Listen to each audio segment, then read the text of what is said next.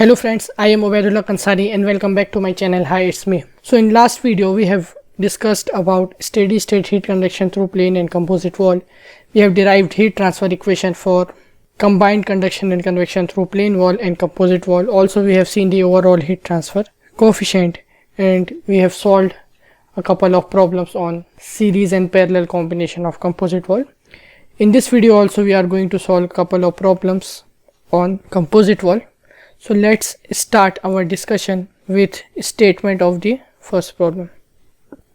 An exterior wall of house may be approximated by 10 mm layer of common brick in bracket K is equal to 10 watt per meter degree followed by a 4 mm of gypsum plaster in bracket K is equal to 0.5 watt per meter degree. What thickness of loosely packed rock wool insulation in bracket K is equal to 0.065 watt per meter degree should be added to reduce the heat loss or gain through the wall by 75%. Okay, सो इस question में हमको क्या दिया हुआ है, house की एक wall है जो कि दो मटेरियल से मिलकर बनी हुई है by common brick and gypsum plaster. इन दोनों मटेरियल की थिकनेस और थर्मल कंडक्टिविटी हमको दी हुई है और ऑब्वियसली जब इस तरीके का वॉल है तो वॉल के एक साइड में हॉट फ्लूइड रहेगा, दूसरे साइड में कोल्ड फ्लूइड रहेगा, जिसकी वजह से इसमें हीट ट्रांसफर होगा. ठीक है, depending upon the temperature difference. So अगर हम इस वॉल में एडिशनली एक रॉक विल इंसुलेशन मटेरियल लगा दें जिसकी थर्मल कंडक्टिविटी 0.065 वाट पर मीटर डिग्री है, तो उसकी थिकनेस कितनी होना चाहिए जिससे ओरिजिनल हीट लॉस जो है वो रिड्यूस हो जाए बाय 75%. ये हमारा क्वेश्चन है. ठीक है, मतलब without this rock wool insulation suppose 100 watt heat loss हो रही थी इस वॉल से, तो विद इंसुलेशन कितनी होना चाहिए, 25 वाट होना चाहिए सिर्फ. It should reduce by to 75%, not to 75%. Okay, so by 75 और 275 में काफ़ी फ़र्क है, तो ये इसका आपको ध्यान रखना है. तो पहले क्वेश्चन देख लिए हमने, गिवन डेटा लिख लेते हैं. कॉमन ब्रिक जिप्सम प्लास्टर की थर्मल कंडक्टिविटी और थिकनेस दी हुई है. थिकनेस क्योंकि mm में दी हुई है तो उसको SI यूनिट में कन्वर्ट करेंगे मीटर में. So 10 mm would become 0.010 metre and 4 mm would become 0.004 metre. Okay, अब हमको क्या दिया हुआ है, कंडीशन दी हुई है कि that is heat transfer in second case with insulation should be equal to 25% of heat transfer by original case since it should be reduced by 75%. So Q2 is equal to Q1 minus 0.75 times of Q1. So it will become 0.25 times of Q1. Okay. अब diagram देख लेते हैं. तो diagram में यहाँ पर actually हमको दो केसेस सॉल्व करना है, एक विदाउट रॉक वुल इंसुलेशन और एक विद रॉक वुल इंसुलेशन, और दोनों के लिए हमको हीट ट्रांसफर की इक्वेशन निकालना है Q1 और Q2. फिर Q1 और Q2 की वैल्यू को इस इक्वेशन में पुट करना है और एक हमको इंसुलेशन की थिकनेस फाइंड आउट करना है इस इक्वेशन में. ओके, अब यहाँ पर एक क्वेश्चन में खास बात ये है कि इसमें टेम्परेचर एक भी नहीं दिया हुआ है. इससे पहले हमने जितने भी क्वेश्चन देखे उसमें कहीं ना कहीं temperature normally inside and outside temperature दिया हुआ होता था. Okay, in this case we have to find thickness of loosely pack rock wool insulation that is LC for the given condition Q2 is equal to 0.25 times of Q1. So here there are two cases, without insulation and with insulation. अब क्योंकि यहाँ पर कोई भी temperature नहीं दिया हुआ है तो हमारा एजम्पशन क्या रहेगा, जो inside temperature and outside temperature of the wall would remain constant. ठीक है, घर के अंदर का जो टेम्परेचर है, रूम टेम्परेचर, वो भी कांस्टेंट है और बाहर का जो टेम्परेचर है वो भी कांस्टेंट है, TI and TO. And let us suppose TI is greater than TO, so heat is flowing out from inside surface to outside surface through this composite materials. तो फर्स्ट केस में composite material में सिर्फ common brick और gypsum plaster है, second case में common brick gypsum plaster के साथ साथ रॉक वुल इंसुलेशन भी है. ठीक है, so their thermal conductivities KA, KB and KC respectively and their thicknesses LA, LB and LC.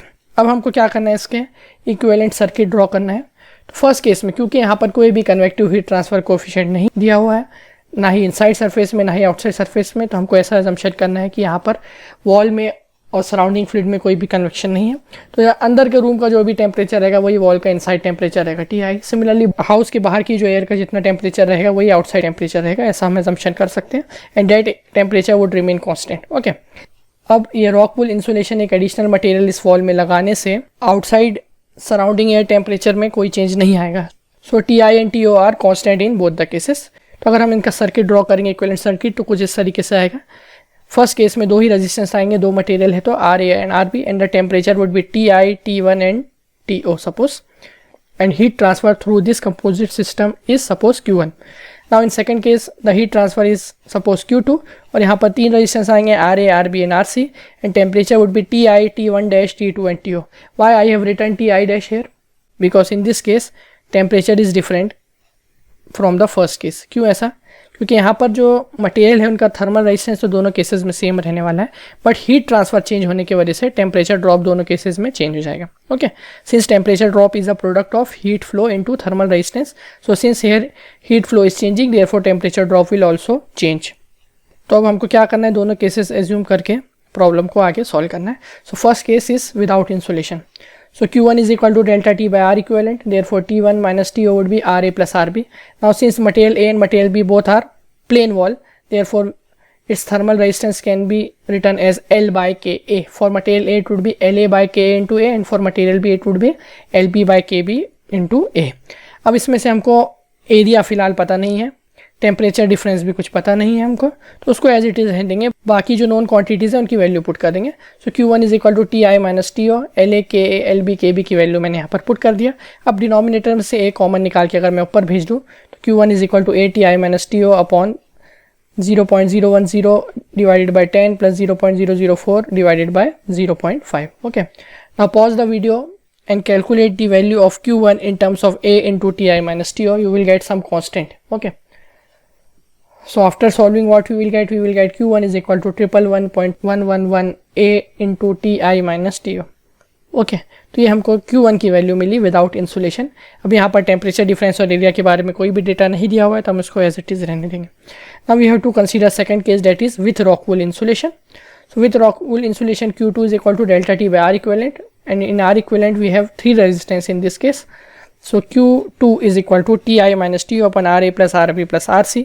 Now putting the values of all 3 thermal resistances, TI minus TO upon LA by K into A plus LB by KB into A plus LC by KC into A. Similarly in this case also LA, KA, LB, KB और KC की value यहाँ पर put कर देंगे. Denominator में से A common निकाल के न्यूमिनेटर में भेज देंगे तो it would become A into TI minus TO into this term. और लेफ्ट हैंड साइड में instead of writing Q2 what we will write Q2 is equal to 0.25 times of Q1 as per the given condition. और यहाँ पर Q1 की value जो हमने अभी अभी निकाले हो ये पुट कर देंगे. So Q1 is equal to 111.111 A into TI minus TO. और जब इसको 0.25 से मल्टीप्लाई करेंगे तो कुछ इस तरीके से हमारी इक्वेशन आ जाएगी 27.778 A into TI minus TO is equal to this term. अब ये दोनों साइड में से A into TI minus TO cancel हो जाएगा और इस इक्वेशन में एक ही अननोन बचेगा that is LC. Okay, so on solving this equation we can calculate the value of LC. So pause the video and find the value of LC.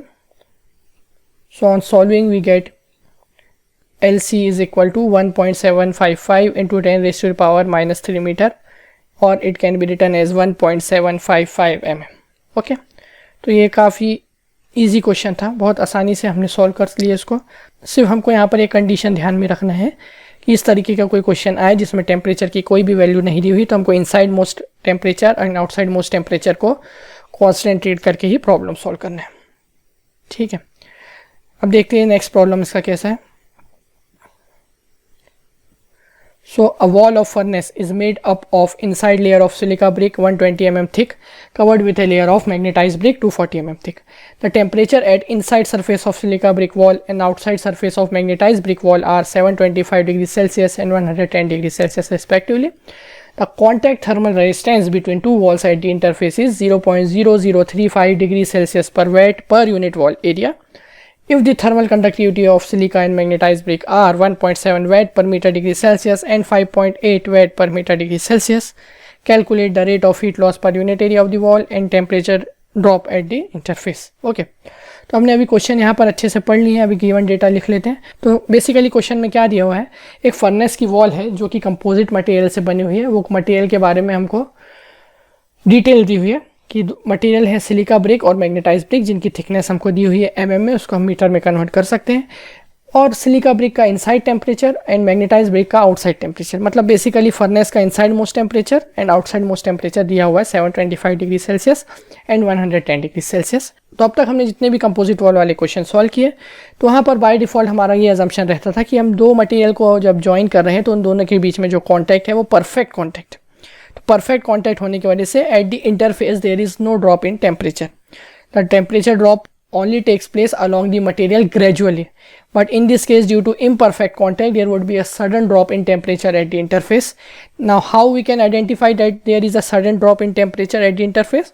By seeing the value of thermal contact resistance. Question में thermal contact resistance between two walls clearly दिया हुआ है 0.0035 degree Celsius पर watt per unit wall area. Okay. और हमको दोनों material की thermal conductivity दी हुई है और हमको फाइंड क्या करना है. We have to find the rate of heat loss per unit area of the wall and we have to find the temperature drop at the interface. ठीक है, तो ये इम्परफेक्ट कॉन्टैक्ट होने की वजह से दोनों वॉल के इंटरफेस में टेम्परेचर ड्रॉप कितना हो रहा है ये हमको फाइंड करना है. ये क्वेश्चन एग्जाम में पहले भी आ चुका है काफ़ी बार. तो अभी गिवन डेटा पढ़ लिए हैं, सब कुछ समझ में आ गया है. इसको अच्छी तरीके से SI यूनिट में कन्वर्ट करके लिख लेते हैं. LA, LB, KA, KB, T1 and T4 यहाँ पे दिया हुआ है. इसका हम अगर सर्किट ड्रॉ करें तो कुछ इस तरीके से आएगा.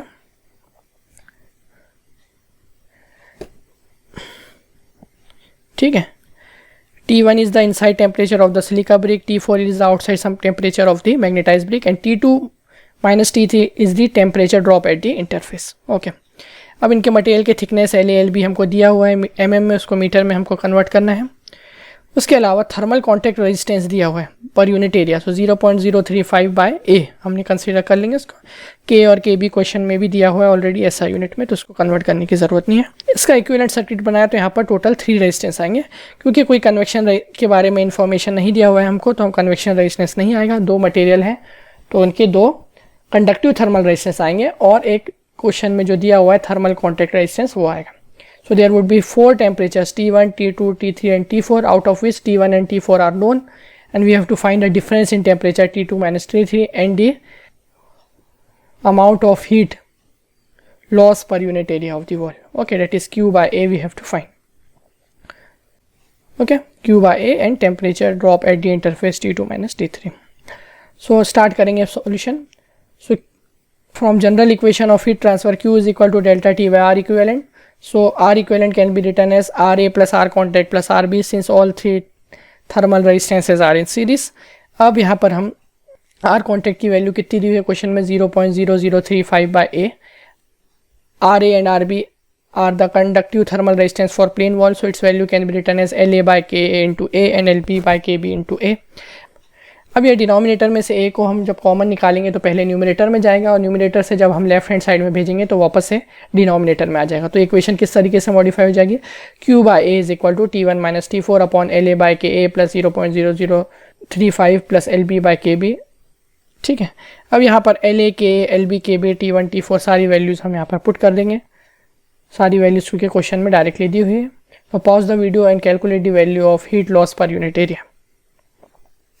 So on solving what we will get Q by A is equal to 5.3247 into 10 raised to the power 3 watt per meter square. Its unit will be watt per meter square because we are calculating heat loss per unit area, or I can write it as 5.3247 kilowatt per meter square instead of writing 10 raised to the power 3. Okay. अब दूसरी चीज़ यहाँ पर क्या निकालना है, temperature drop at the interface T2 minus T3. तो उसके लिए हम सर्किट में आ जाते हैं. तो ये T2 माइनस T3 टेम्परेचर निकालने के लिए हम सर्किट का सिर्फ ये वाला पार्ट ही कंसीडर करेंगे. So again using the equation Q is equal to delta T by R equivalent. So delta T की वैल्यू क्या पुट करेंगे, T2 माइनस T3 और R इक्विवेलेंट आ जाएगा R contact. So Q is equal to T2 minus T3 upon R contact. Now what is R contact here, 0.0035 by A. अब यहाँ से भी A को पहले न्यूमरेटर में भेजेंगे और लेफ्ट हैंड साइड में भेजेंगे तो हमारी इक्वेशन बनेगी Q by A is equal to T2 minus T3 upon 0.0035. और क्योंकि हमने Q बाय A की अभी अभी वैल्यू निकाले हैं तो उसको यहाँ पर पुट कर देंगे 5.3247 इंटू 10 रेज़ टू पावर 3. अब सिंपली हमको temperature drop T2 minus T3 निकालना था तो उसको हम मल्टीप्लाई करके निकाल सकते हैं इक्वेशन में. सो pause the video and calculate the value of T2 minus T3. So on solving we will get T2 minus T3 is equal to 18.63 degree Celsius. Okay, next video में हम कुछ और वेरिएशन देखेंगे कंपोजिट वॉल के. सो I hope आपको ये video समझ में आया होगा. If you still have any doubt you can post it on the comment section. If you understand everything please like my video and share it with your friends. And for getting more updates about latest video in this channel, please subscribe to my YouTube channel. Hi, it's me. Thank you.